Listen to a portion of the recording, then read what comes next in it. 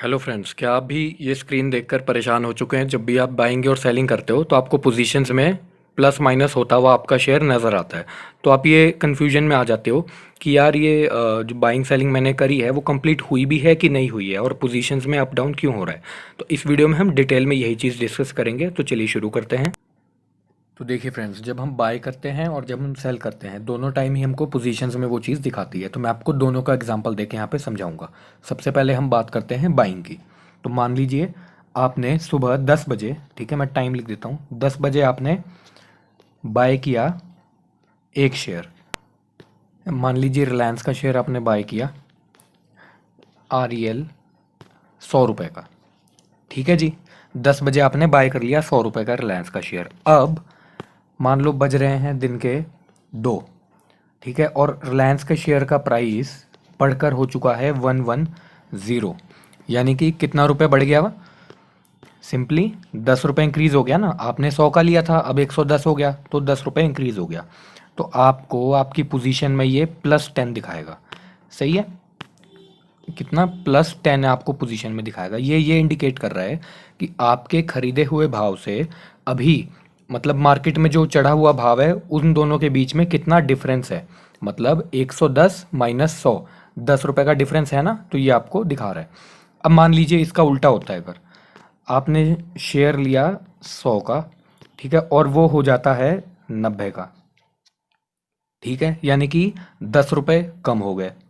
तो अब आपको पोजीशंस में ना वो दिखाएगा -10 बाइंग के लिए। ठीक है, मतलब आपने जिस भाव पे खरीदा, कितना भाव था 100, और जिस भाव पे अभी चल रहा है, ठीक है, यानी जिस भाव पे चल रहा है 90 माइनस 100, ठीक है, एक सेकेंड, 90 माइनस 100 कितना बन गया? -10।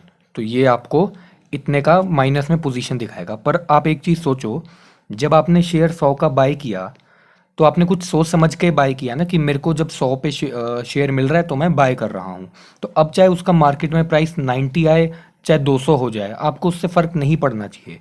इसलिए आपको अपनी शेयर जब आप डिलीवरी में ख़रीदते हैं तो आपको पोजीशंस को करना है इग्नोर। ठीक है, आपको टोटली इग्नोर करना है, क्योंकि वो आपको मार्केट में जो प्राइस चल रहा है उससे कंपेयर करके दिखा रहा है उस प्राइस को जिस पे आपने बाय किया है।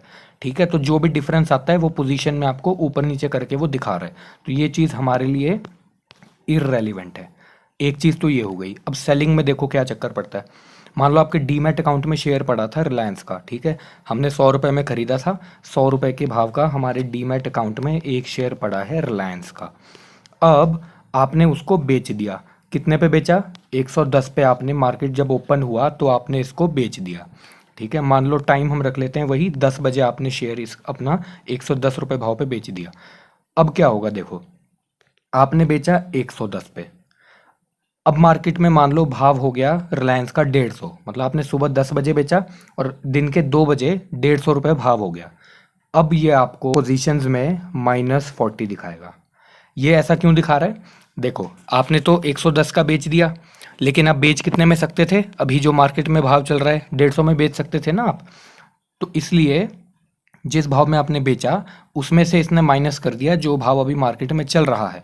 तो इसलिए आपको पोजीशंस में -40 दिखाएगा। अब इसका उल्टा मान लो, इसका उल्टा अगर होता है, आपने शेयर बेचा 110 का और मार्केट में उसका प्राइस 80 हो गया दोपहर को, तो अब आपकी पोजीशंस में वो उस दिन आपको +30 दिखाएगा।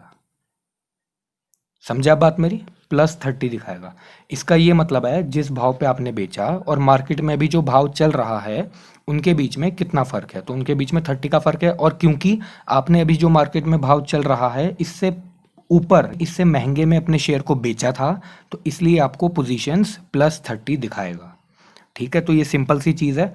आपको डिलीवरी में जब भी आप काम कर रहे हो, बाइंग कर रहे हो या आप सेलिंग कर रहे हो, एक चीज़ आप हमेशा ध्यान रखो, हमेशा आप अपनी जो ऑर्डर्स की बुक है ना, जो ऑर्डर्स टैब आता है आपका, वहाँ पे आप चेक कर लो कि जो आपका ऑर्डर है उसके ऊपर कंप्लीट लिखा होना चाहिए बस। क्योंकि आप एक बात मेरे को बताओ, जब आप बाइंग और सेलिंग करते हो तो आप सोच समझ के करते हो ना, कि यार मैंने इस प्राइस पे बाय करना है और जब ये प्राइस आ जाएगा तो मैं सेल कर दूंगा। और जब आपने सेल एक बार कर दिया उसको और ऑर्डर्स टैब में वहाँ पे कंप्लीट लिखा आ गया, तो आपको पोजीशन से कोई लेना देना नहीं है। ठीक है, कोई लेना देना नहीं है। तो ये सिंपल सी चीज़ है। आई होप आपको समझ आई होगी। Thanks a lot for watching.